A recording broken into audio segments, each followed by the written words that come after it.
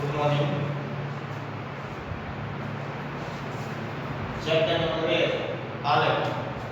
આપણે અત્યારે આ રિવિઝન કરવાનું.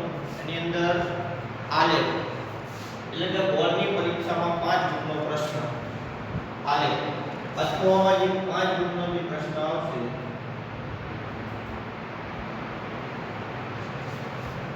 એના માટેનું આપણે અત્યારે હાલ જોઈશું એટલે કે રિવિઝન કરીશું. તો હવે આની અંદર આલેખમાં તમે શીખ્યા હતા કે 3 પ્રકારના કે આલેખ આવશે. એક તો સમય આધારિત જે આલેખ હતો એ, બીજું હતું સ્તંભ આકૃતિ. તો સ્તંભ આકૃતિની અંદર 3 પ્રકાર હતા. એક સાદી સ્તંભ આકૃતિ, બીજું પાસપાસેની સ્તંભ આકૃતિ અને ત્રીજું વિભાજિત સ્તંભ આકૃતિ. તો આ 3 આલેખ આપણે શીખવાના. અને બીજું કે જે વિભાજિત સ્તંભ આકૃતિ પછી એક આવે વૃત્તાંશ આકૃતિ, એ આપણે શીખવાની આવતી નથી. એટલે કે ચેપ્ટરની અંદર આપણે કેન્સલ કરેલી.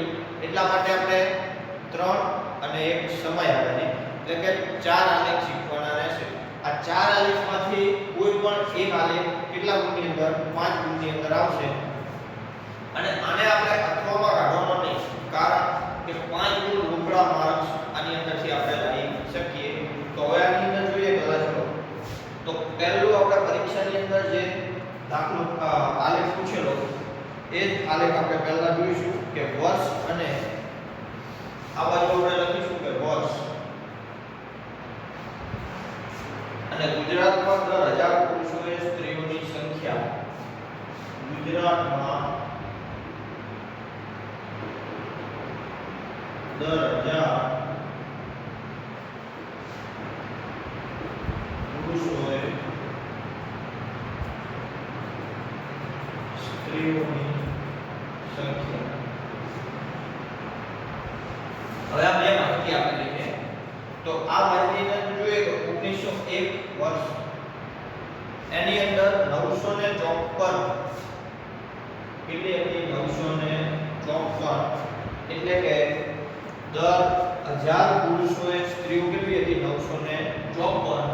હવે બીજું જોઈએ 1931 એની અંદર 945. પહેલા હતી 954 અને પછી બીજું 945.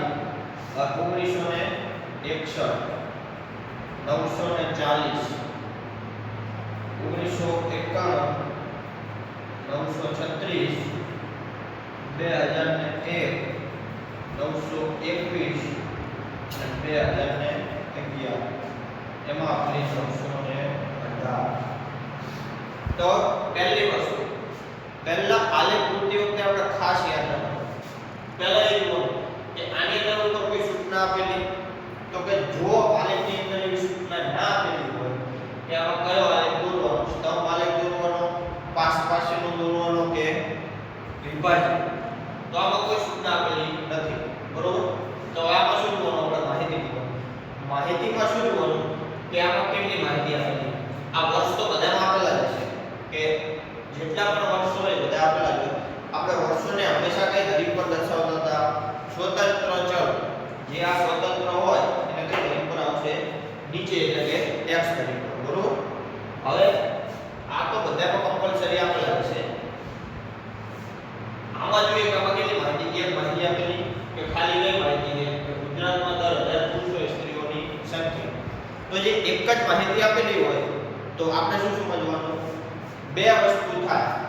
એક તો કા સાદો આવે અથવા તો બીજો વિભાજિત. હવે સાદો અને વિભાજિત, તો એ બેની અંદર કઈ રીતે ફરક રાખવાનો?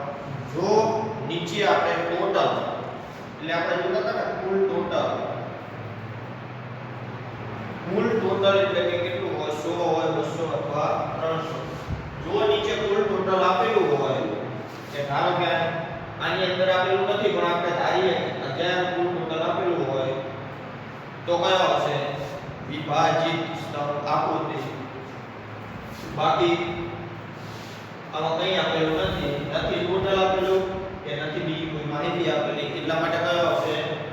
સાદી સ્તંભ આકૃતિ. ખાસ યાદ રાખવાનું, કોઈ સૂચના ના હોય તો આ રીતે જોવાનું કે એક જ માહિતી આપેલી હોય તો સાદી, જો એક કરતા વધારે માહિતી આપી હોય તો પાસપાસેનો અને જો આ માહિતીમાં નીચે કુલ ટોટલ ને આપેલું હોય તો કયો આવશે વિભાજિત સ્તંભ આકૃતિ. હવે આપણે આ જોઈશું સાદી. કઈ આવશે આની સાદી સ્તંભ આકૃતિ. હવે સાદી સ્તંભ આકૃતિમાં આપણે શું હતું કે પહેલા તો આપણે બે શ્રેણી દોરવાની આવશે.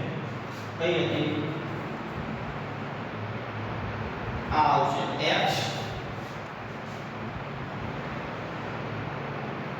અને આ આવશે y. જે x ધરી અને ઉપર જશે એને શું કહેવાય? y ધરી.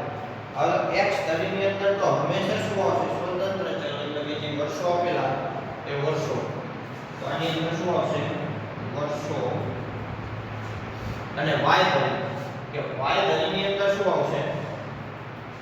તો આની અંદર જે માહિતી આપેલી છે ગુજરાતમાં 10,000 પુરુષો સ્ત્રીઓની સંખ્યા, તો જેટલી માહિતી આપેલી છે 10,000 પુરુષો જે સ્ત્રીઓની સંખ્યા હતી એ y ધરીમાં આવશે. તો આપણે આની અંદર શું લખાશે? સ્ત્રીઓની સંખ્યા. બરોબર. અને આપણે બે એરો આપી દેવાના કે આ બાજુ અને આ બાજુ જેટલી બાજુ માહિતી આપેલી છે તે નીચે કઈ કે વર્ષો, અને જે આ ઊભી લાઈનમાં જે માહિતી જાય એ કઈ સ્ત્રીઓની સંખ્યા. તો વર્ષો આપણે લખી લઈશું પેલા 1901. પહેલું વર્ષ આવશે 1901. પછી 1961. પછી આવશે 1931. પછી આવશે 1961. પછી કયું? 1991. પછી આવશે 2001 અને છેલ્લે 2011. એટલે આટલા આપેલા છે વર્ષો. અને આ બાજુ હવે ખાસ જોવાનું, આ જે માહિતી આપેલી એ માહિતીમાં સૌથી નાની 918 અને સૌથી મોટી 954. એટલે કે 918 કરતા નાની માહિતી દેવાની અને 954 કરતા વધારે આંકડો એક આવે એ રીતે y ધરી પર આપણે લેવાનું આવશે. તો આની અંદર આપેલું કે 900. હવે ડાયરેક્ટ શું આપણે અહીં આપણે 900 થી ચાલુ કરીએ તો એકાઉન્ટ અને સ્ટેટ ની અંદર આપણે જે આ માપ રાખીએ ને એ જ માપ અહીં રાખવું પડે. બરોબર. સ્ટેટિસ્ટિક ની અંદર જે માપ આપણે નીચે હોય સ્ટેટિસ્ટિક માં શું લખાય? 0. એટલે કે 0 થી આ જે માપ હોય એ જ માપ આપણે રાખવું પડે. પરંતુ આની અંદર આપણે જોઈએ કે અર્થશાસ્ત્રની અંદર એ નિયમ લાગુ પડશે નહીં. કારણ કે આની અંદર એવું કોઈ ચોક્કસ માપ આપણે આપવાનું હોતું નથી. પરંતુ આપણે જો ડાયરેક્ટ 900 લખો તો એના બે વચ્ચે શું બનાવવાનું? બરાબરની નિશાની. ખબર પડી કે આ બે ડાયરેક્ટ આપણે માપ લખવું તો વચ્ચે કઈ નિશાની કરવાની? બરાબરની. અને ડાયરેક્ટ કઈ લખવાનું? 900. હવે 900 અને છેલ્લે શું આવશે? આપણે 954 કરતા વધારે એટલે 960 અથવા 970. તો આની અંદર આપણે ગેપ આપેલો છે 10 10 નો. તમારે જો 5 નો ગેપ રાખવો હોય તો 5 નો રાખી શકાય. પણ જોવાનું કે જે આલેખ આપણે એટલે કે આ જે સ્તંભ બને, આ આપણી જે બિલ્ડિંગ બને એ બિલ્ડિંગને આપણા ચોપડાની બહાર જવા દેવાનું નહીં. એટલે કે જે આલેખ પોથી હોય અથવા તો જેમાં આપણે આલેખ દોરતા હોય એ આલેખ બહાર બિલ્ડિંગ જવી જોઈએ નહીં. કારણ કે જો એના બહાર જાય તો પછી આપણે અહીં સ્કેલમાં દોરવાનો આવશે. બરોબર. તો આ માહિતીને આપણે દર્શાવશું તો સ્કેલમાં આપણે એની જગ્યા રહે નહીં. અને જે દોરેલી વસ્તુ હોય એ જોવામાં પણ સામેવાળાને ખબર પડે નહીં. એટલા માટે આપણે એક કમ્પ્લીટ માપ લખવાનું કે 10 10 નો ગેપ રાખશું. કે 900 910 પછી 920 930 940 950 અને 960. તો 960 ની અંદર બધી વસ્તુ આવી જશે. એટલે કે જેટલી પણ માહિતી આપેલી છે 900 વાળી એ બધી જ માહિતી છે. હવે આપણે શું કરવાનું? આલેખની અંદર દર્શાવો.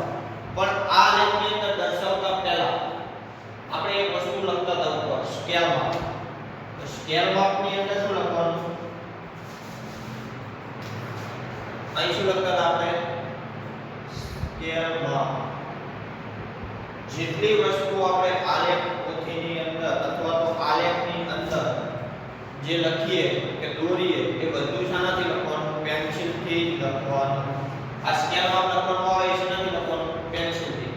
પણ જ્યારે આપણે આનું વિશ્લેષણ કરવાનું થાય પાછળ એ જ આપણે પેનથી લખવાનું થશે. એટલે ખાસ યાદ રાખવાનું કે જેટલી પણ આલેખની અંદર માહિતી આપેલી હોય બધી માહિતી પેન્સિલથી લખવાની અને જે સ્કેલ માપ આવે આપણે એ પણ પેન્સિલથી લખવાનું. જો પેનથી લખેલું હોય તો આના પણ માર્ક્સ કપાય છે. બરોબર? એટલે ખાસ પેન્સિલ સિવાય આપણે આનો ઉપયોગ કરવાનો નહીં. તો x અક્ષ ઉપર શું આપેલું? વર્ષો અને y અક્ષ ઉપર તો y અક્ષ ઉપર શું છે? 1 સેન્ટીમીટર બરાબર એટલે કે આ બે વચ્ચે કેટલો ગેપ છે? 1 સેન્ટીમીટર બરાબર કેટલો ગેપ આવતો હોય? 10 10 10 10 એટલે અહીં લખવાનું 10 અને આમાં બીજી કોઈ માહિતી આપેલી છે તો કે નહીં આપેલી. સ્ત્રીઓની સંખ્યા આપેલી. બરોબર? તો સ્ત્રીઓની સંખ્યા લખવી હોય તો લખાય. આપણે કોઈ માહિતી ના આપેલી હોય શું લખવાનું? 10 એકમ. તો 1 સેન્ટીમીટર બરાબર શું આવશે? 10 એકમ. તો આપણો સ્કેલ માપ ખાસ યાદ રાખવાનું. સ્કેલ માપ આ સ્કેલ માપનો 1 માર્ક્સ. બરોબર? આ જે આલેખ દોરીએ એના 2 માર્ક્સ. સ્કેલ માં પાછો લખેલો છે એનો 1 માર્ક્સ. એટલે ટોટલ થાય 3 માર્ક્સ. અને જે વિશ્લેષણ લખશું આપણે એના 2 માર્ક્સ. એટલે આ રીતે આપણા 5 માર્ક્સ પૂરા થાય. 2 માર્ક્સ ને 3.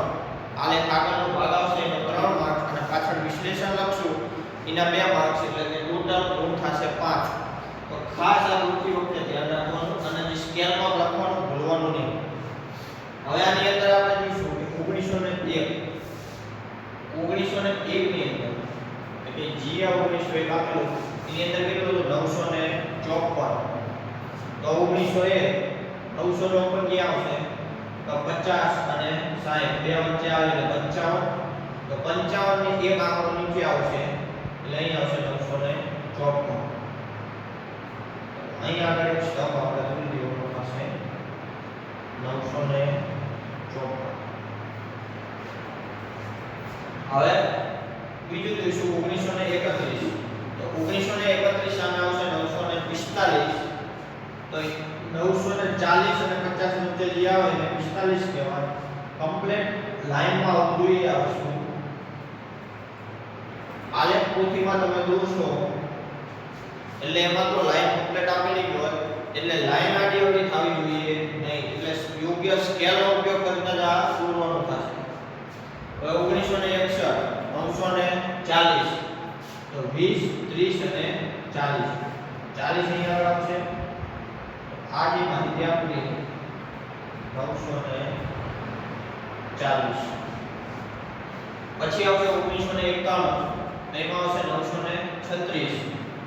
તો 936 આવશે 30 અને 40 ની વચ્ચે 35 થી ઉપર થોડું.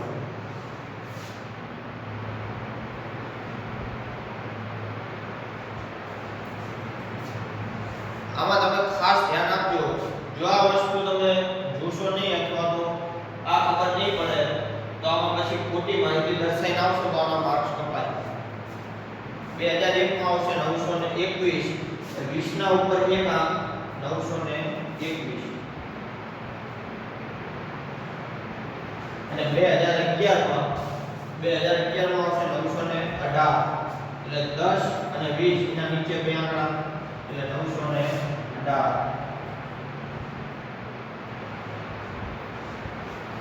તો આ રીતે આપણો આલેખ થશે. આને કયો આલેખ કહેવાય? સાદી સ્તંભાકૃતિ. આ સાદી સ્તંભાકૃતિ બનશે. હવે બીજી એક વસ્તુ આમાં ખાસ ધ્યાન રાખવાની કે આલેખ પોથીની અંદર તો લાઈન કાપેલી હશે. તો જે આ એક મુખ્ય લાઈન હશે બે જે જાડી લાઈન આવે એના વચ્ચે નાની નાની 10 એવી પાતળી લાઈન આપેલી છે.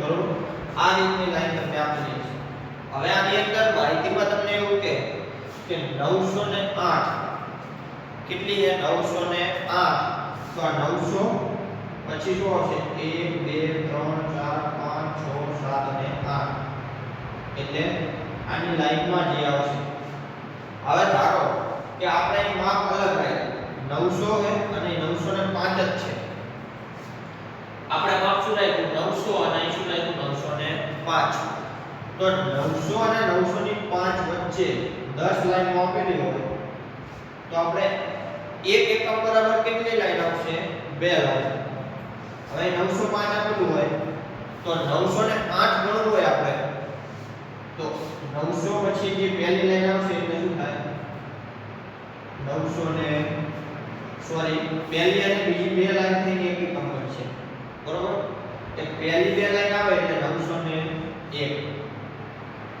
હવે બીજી બે લાઈન શું થાય 902 પછી 903 904 અને છેલ્લે 905 હવે એવું કીધું હોય કે 904 દર્શાવો તો આમ આપણે એમ નહીં કરવાનું કે 1 2 3 ને 4 આ 904 તો એ આપણું ખોટું પડે જો એમાં 5 નો ગેપ આપેલો હોય તો આપણે કેટલી લાઈન લેવાની બે લાઈન 1 અને 2 એટલે 1 પછી આ બીજી બે લાઈન લેશું એટલે 2 પછી બે લાઈન એટલે 3 અને પછીની બે લાઈન આવશે એટલે કેટલી થાય 4 આની સામે જે માપ આવશે એ કેટલું આવશે 904 તો આ ખાસ વસ્તુ યાદ રાખવાની કે બે લાઈન મુખ્ય લાઈન વચ્ચે કેટલી લાઈન હોય 10 લાઈન જો આપણે 10 10 નો ગેપ રાખેલો હોય તો એક લાઈન બરાબર કેટલા થાય એક એકમ અને જો 5 નો ગેપ રાખેલો હોય તો બે લાઈન બરાબર કેટલા થાય એક એકમ બરોબર બે લાઈન એક એકમ થાય અને જો 20 નો ગેપ રાખેલો હોય 20 નો તો શું કરવાનું તો 20 ના ગેપની અંદર એક લાઈન બરાબર કેટલા થાય બે એકમ આ પહેલી લાઈન એટલે 902 પછી 904 6 8 10 12 જો 20 નો ગેપ હોય તો બે એકમ બરાબર એક લાઈન જો 5 નો ગેપ હોય તો એક એકમ બરાબર બે લાઈન અને જો 10 નો ગેપ હોય તો એક એકમ બરાબર એક લાઈન આટલું ખાસ યાદ રાખવાનું જો આ વસ્તુ ખોટી લખશો તો આનું જે માપ આવશે એ હંમેશા ખોટું આવશે હવે આની માહિતી આપણે ઉપર લખ્યું હોય તો બરોબર ના લખતો હોય ચાલો તો આ આપણો શું થયો આલેખ હવે આ આલેખ દર્શાવ્યા બાદ આપણે શું લખવાનું આવશે વિશ્લેષણ તો વિશ્લેષણ લખવા માટે ખાસ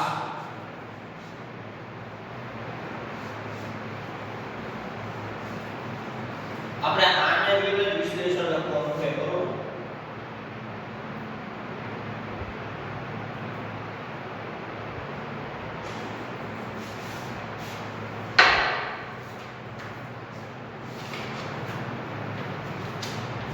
હવે આની અંદર જોઈએ કે આ વિશ્લેષણ આપેલું છે તો આપણે વધારેમાં વધારે 4 અને ઓછામાં ઓછું કેટલું ઓછામાં ઓછું 3 તો લખવાનું કારણ કે પહેલી લાઈન તો લગભગ બધાને સેમ જ આવશે કે આપેલી કઈ છે સાદી સ્તંભ આકૃતિમાં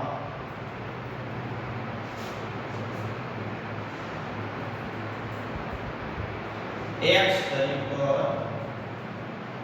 શું દર્શાવેલું છે વર્ષોની સંખ્યા અને y તરીકે શું દર્શાવેલું છે સ્ત્રીઓની એટલે કે દર 1000 પુરુષોએ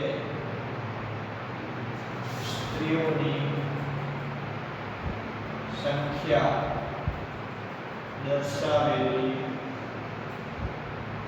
છે x ધરી પર શું છે આપણે વર્ષો દર્શાવેલા છે અને y ધરી પર સ્ત્રીઓની સંખ્યા એટલે કે કઈ દર 1000 પુરુષોએ સ્ત્રીઓની સંખ્યા દર્શાવેલી છે આ પહેલી લાઈન તો યાદ રાખી દેવાની કે x ધરી પર શું છે અને y ધરી પર શું દર્શાવેલું છે એટલે આ એક લાઈન તો લગભગ તમને બધાને જ આવડે હવે બીજી લાઈનમાં ખાસ શું જોવાનું આપણે કે આમાં જોઈએ કે આપણે પહેલા જ માની લીધું 1901 માં કેટલું હતું 900 ને 50 ને 55 56 આજુબાજુ એમાંથી ધીમે શું થાય ઘટતું જાય એટલે કે 10,000 પુરુષો સ્ત્રીઓની સંખ્યા શું થાય ઘટતી જાય તો જેમ જેમ વર્ષો આગળ જતા જાય એમ સ્ત્રીઓની સંખ્યા શું થાય ઘટતી જાય છે હવે આપણે બીજો પોઈન્ટ લખવો હોય તો શું લખી શકાય કે 1900 ને ક્યાં છે આપણે ગુજરાતની અંદર માહિતી આપી ગુજરાતમાં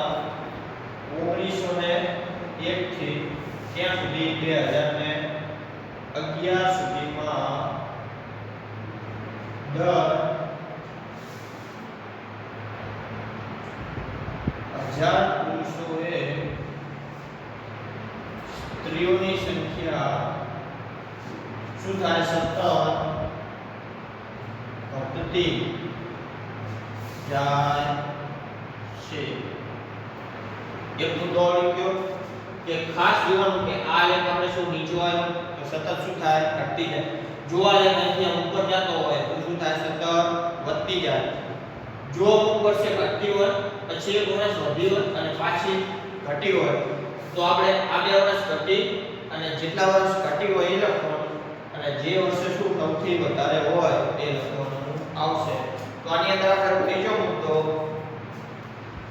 મુદ્દો આની અંદર એવું લખો કે 10,000 પુરુષોએ ઘટતી સ્ત્રીઓની સંખ્યા સામાજિક વિષમતા સર્જે છે તો ત્રીજો મુદ્દો આની અંદરથી નહીં લખવાનો આપણે આપણું મગજ દોડાઈને લખવાનો કે ત્રીજો મુદ્દો શું આવશે કે જો 10,000 પુરુષોએ સ્ત્રીઓની સંખ્યા ઘટતી જશે આવી દર વર્ષે 2011 માં ઓછી થઈ 2021 મહિનાથી ઓછી થશે એમ જો સ્ત્રીઓની સંખ્યા ઘટતી જશે તો શું થશે સામાજિક વિષમતા સર્જાય એટલે કે સમાજની અંદર નકરા પુરુષો જ વધી જાય અને સ્ત્રીઓ શું થઈ જાય ઓછી થઈ જાય તો શું થાય સામાજિક વિષમતા સર્જાય છે તો એક મુદ્દો આપણે લખવાનો કે 10,000 પુરુષોએ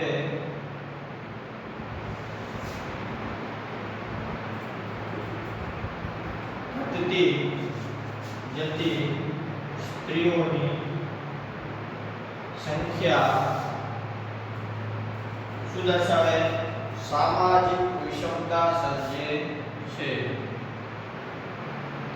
સામાજિક વિષમતા સર્જે છે આ એક ખાસ મુદ્દો આપણે જાતે લખવો પડશે કે આની અંદર આપણે એવી વસ્તુ ગોતવાની કે જે માહિતી આપેલી હોય એ માહિતી પરથી આપણે આપણા વિચાર ઉપરથી લખવાનું કે જો આવી વસ્તુ થાય તો શું થાય સામાજિક વિષમતા સર્જે છે જો હવે વસ્તીનું આપેલું અને દર વર્ષે જો વસ્તીમાં શું થતો હોય વધારો થતો જતો હોય તો શું દર્શાવે કે જો આપણે આ વસ્તી વધારો થશે તો ગુજરાતની અંદર બેરોજગારી બરોબર એની અથવા ગરીબીની અસર સર્જાવાની શક્યતા રહેલી છે તો એ રીતે આપણે એક મુદ્દો નવો એડ કરી શકાય અને છેલ્લો મુદ્દો કે આ જે ઘટાડો થાય આની અંદર હવે બીજો એક મુદ્દો આપણે લખવો જેવો નહીં કારણ કે આમાં સતત ઘટતી જાય આમાં વચ્ચે કોઈ એવું વધતું નથી પણ જે આમાં સતત ઘટતું જાય તો એમાં ઘટાડો જોઈએ આપણે તો ઘટાડો કેવો હોય 900 અને 960 એટલે કે 960 હતો અને છેલ્લે કેટલું હોય 918 એટલે બહુ એટલો બધો કોઈ ઘટાડો થયો નથી તો કેટલા ટકા ઘટાડો થયો તો જોઈએ આપણે 955 56 એટલે કે કેટલી હતી 954 અહીંથી 945 પછીથી 940 એટલે 40 ને 45 એટલે 4 5 નો ઘટાડો જોવો મળે એટલે આપણે આમાં લખીએ કે 1901 થી 2011 માં આ ઘટાડો નજીવો એટલે કે લગભગ કેટલા ટકા 4% જેટલો જોવા મળે છે